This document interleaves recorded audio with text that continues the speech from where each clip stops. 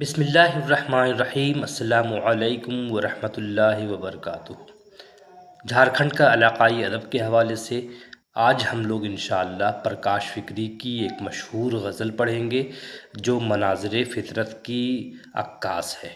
ہم جانتے ہیں کہ پرکاش فکری نے جھارکھنڈ کے مناظر فطرت کے حوالے سے بہترین عکاسی اپنے غزلوں میں کی ہے، اور اس طرح کے اشعار ان کے غزلوں میں بھرے پڑے ہیں۔ دونوں مجموعوں میں اس طرح کی مثالیں واضح طور پر ملتی ہیں۔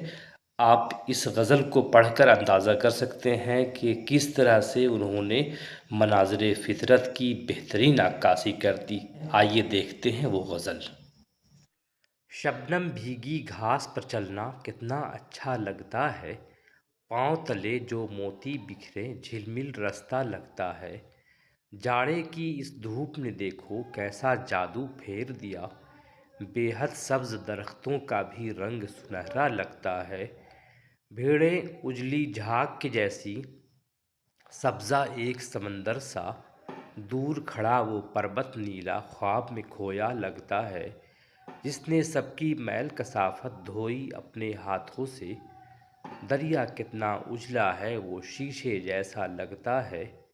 اندر باہر ایک خاموشی، ایک جلن بے چینی سی، کس کو ہم بتلائیں آخر یہ سب کیسا لگتا ہے۔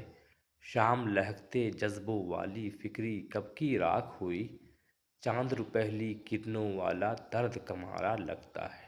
بہت شکریہ۔